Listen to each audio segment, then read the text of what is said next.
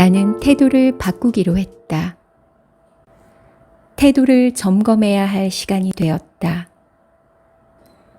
생애 후반기는 내가 할 수 있는 것과 할 수 없는 것이 구분되는 시기다. 젊어서 가졌던 이상과 현실의 벽 사이에서 타협을 해야 할 시기다. 이 나이에 자신이 살아온 삶을 예찬할 사람이 얼마나 되겠는가? 입으로는 괜찮아 라고 위로하지만 마음 깊은 곳에서는 괜찮지 않아 라고 울먹인다. 사회적 성공을 거둔 사람이라 해도 문제는 다른 곳에서 생긴다. 그들도 정작 자신의 내면으로 돌아가서는 자기로 살지 못한 것을 후회하는 것을 나는 많이 봤다. 괜찮아 라고 말하는 마음 뒤에는 괜찮지 않아 라고 말하는 마음이 있다. 서로 다른 두 개의 마음이 갈등을 일으키고 타협안을 찾지 못하는 일이 반복되면 마음 안에는 공허가 차곡차곡 쌓인다. 걱정할 것은 없다. 인생의 시간표는 늘 이렇게 흐른다. 나이 50을 살기 위해 그동안 얼마나 많은 갈등을 품어야 했겠는가. 나이 50을 지천명이라 묘사하는 것은 하늘의 뜻을 알아 성인군자로 산다는 것이 아니다. 삶에 대한 물음을 하늘과 연결되어 있는 마음 깊은 곳에서 찾아야 할 때가 됐다는 것을 의미한다. 여전히 밖에서 찾을 것이 많다고 하는 사람도 밖의 것이 나에게 주는 의미는 안에서 찾아야 한다. 이제부터 모든 것은 태도에 달렸다. 첫째, 잘 보면 살 길이 보인다.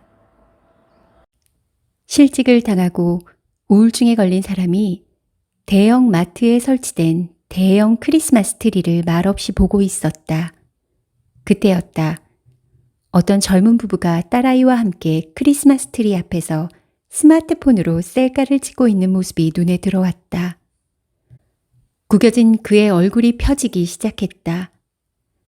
지금은 대학 졸업반인 딸이 저만 할 때도 나에게는 어떻게 사나 하는 고민은 있었다. 그런데 지금까지 살아오지 않았나. 깨달음이 왔다. 그래, 인생은 절에서 사는 거야. 그동안은 아직 일어나지도 않은 일을 상상하며 괴로워했다. 요즘 졸업을 앞두고 예민해진 딸과 관계가 소원해졌다. 오늘은 집에 일찍 가서 무조건 딸 얘기를 들어줘야겠다.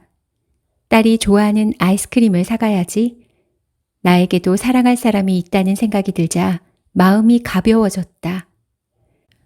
어디서 생겼는지 모를 편안함이 왔다. 방금 전까지만 해도 긴 한숨만 나왔는데 사랑에 대한 믿음 때문이다. 사랑하는 능력이 곧 인생의 능력이다. 성경에는 온전한 사랑은 두려움을 몰아낸다 라는 구절이 있다. 그의 마음이 미래에서 현재로 돌아오고 있었다. 생각하기가 보기가 되었다. 미래가 지금 이 순간이 되면서 일어난 마음의 변화다. 살아있는 것은 다 살 수 있다. 이를 깨달음이라고 한다. 깨달음은 미래가 현재가 되게 하고 그곳이 이곳이 되게 한다. 운동을 하면 건강하게 살 수 있다는 것은 누구나 잘 안다. 그런데 운동해야지 해봐야 무슨 소용이겠는가? 인간의 걱정거리는 몸은 움직이지 않고 생각에만 사로잡혀 있기 때문에 생긴다. 삶은 아무리 힘들고 어려워도 지금 볼 것을 잘 보는 사람은 다 살게 마련이다. 상황이 안 좋다고 불평과 원망만 하고 있으면 무엇을 얻을 것인가? 삶이 어려워지는 것은 더 소중한 것을 보라고 기회를 주는 것이다. 삶이 힘들어질수록 적게 생각하고 적게 말하고 많이 보라. 복잡한 것이 단순해지고 살 길이 보일 것이다. 둘째, 정말 힘들어서 힘든 걸까? 사람들은 힘들어서 힘들고 힘들지 않아도 힘들다. 말을 안 해서 그렇지 멍석만 깔아주면 사실은 하고 다 나온다. 이야기를 잘 들어보면 그들은 정말 힘든 시기를 보내고 있다. 그러면 정말 힘든 걸까? 그것은 아니다. 힘들다라는 느낌에 집중해서 힘들다. 이 느낌은 하마의 입과 같아서 힘들지 않은 사람도 모조리 삼킨다. 힘듦에서 벗어나는 근본적인 처방은 내어주고 맡기는 것이다. 힘듦은 힘듦이 알아서 하지 내가 어떻게 하는 것이 아니다. 이 세상에 있는 모든 것은 주인이 따로 있다. 내 것이 아닌 것을 내 것으로 하려니 삶이 얼마나 힘들겠는가. 나 외에는 내 것이 없다. 잠깐 빌렸다가 돌려줘야 하는 것이다. 힘들다라는 상태는 힘들다라는 느낌에서 나왔다는 것을 받아들이기만 하면 힘듦은 절반으로 줄어들 것이다. 힘듦이 있으므로 나와 타인, 그리고 내가 속한 공동체와 연대하여 인간의 이기적 본능에서 벗어나기도 한다. 셋째, 당신 인생은 당신이 만들었다. 먼저 자신이 삶을 긍정하는 것부터 시작해서 꿈을 키워야 한다. 왜 자신의 삶을 긍정해야 할까? 현재 자신의 모습은 수없이 많은 크고 작은 선택과 결정의 결과다. 누구든 그때는 최선의 선택과 결정을 한다. 그런 결정들이 쌓여 바로 오늘의 나를 만들었다. 시간을 되돌린다 해도 같은 선택을 할 거다. 사람들은 현재가 싫어지면 과거도 함께 싫어진다. 삶에 우연인 것은 하나도 없다. 모두가 필연이다. 나는 직업상 사람을 1대1로 만나서 깊은 이야기를 나눈다. 이야기를 듣다 보면 사람은 다 자기가 가진 인생 설계도면대로 살아간다는 생각이 든다. 자신의 삶을 만들 최적의 부모와 환경을 만나고 친구도 거기에 맞게 만난다. 거기에 맞는 선택과 결정을 한다. 내 삶은 내가 만들어간다. 내 삶은 내가 긍정해야 한다. 행복은 그가 성취한 것에 있는 것이 아니라 그가 성취해 나가는 것을 어떻게 수용하고 이해하느냐에 달려 있다. 아, 나는 이런 삶을 만들어가고 있구나. 가야 하는구나. 당신의 행복은 거기에 있다. 당신의 삶은 당신에게 절대적이다. 다른 곳을 기웃거리는 순간 당신의 삶은 상대적인 것으로 전락한다. 넷째, 성공도 인생이고 실패도 인생이다.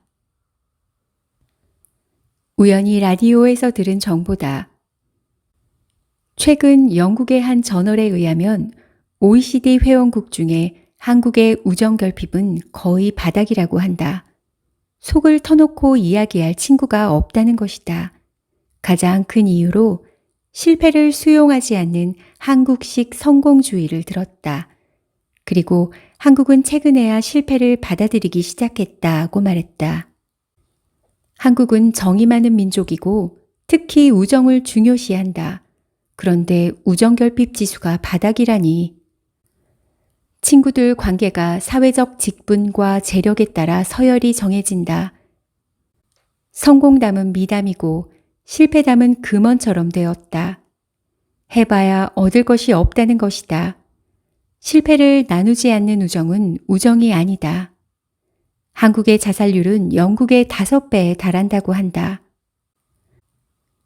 그 중에 심리 정서적 원인이 된 자살은 내면에 쌓아둔 부정적 감정이 많아 극한 상황에서 그것이 자신을 공격하는 무기로 돌변해 일어난다. 그것을 미리 꺼내 놓으면 덜 고통스럽고 마음이 황폐해지지 않고 자살할 이유도 없어진다. 도대체 내 마음을 있는 그대로 이해해 주는 사람이 몇이나 될까? 속을 터놓고 이야기할 수 있는 친구 1명이라도 있는 것이 그렇지 않은 친구 10명이 있는 것보다 낫다. 온라인 친구 1000명보다 오프라인 친구 1명이 더 소중하다. 관계는 환상이 아니라 실제이기 때문이다. 성공담과 실패담 모두가 인생의 소중한 경험임을 서로 인정해야 한다. 앞으로 있을 실패에 대해서도 두려워할 것 없다. 실패는 성공의 어머니라는 말은 한 번 실패를 했으면 다음에는 꼭 성공해야 한다라는 부담감을 준다. 생존을 위한 개발 시대에는 그 말이 옳았으나 지금은 아니다. 성공담과 실패담, 이 둘은 내 삶을 꾸미는 내러티브다. 5번째, 살아있는 것은 다 살게 마련이다. 살아있는 모든 것은 다 살게 마련이다. 그것도 삶을 예찬하면서. 또 살아있는 모든 것은 죽게 마련이다. 죽음을 예찬하면서. 사람 안에는 스스로 살 힘이 있고 그 힘으로 살 만한 환경을 얻게 마련이다. 프로이드는 이를 생명 본능과 죽음 본능이라고 정의했다. 다 살게 마련이야.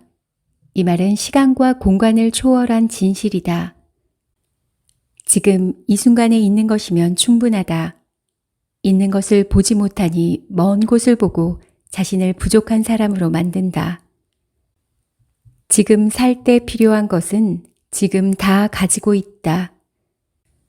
미래에 살 것을 걱정하니 사는 게 사는 것이 아니게 된다. 현재를 사는 3가지 원리. 첫째, 좋았던 일을 기억하라. 좋았던 일들은 정신 에너지를 비축시킨다. 나쁜 일도 좋게 보려고 애쓰는 것은 에너지 생산을 위해서 좋은 것이다. 그 에너지를 어떻게 사용하느냐는 별개의 문제다.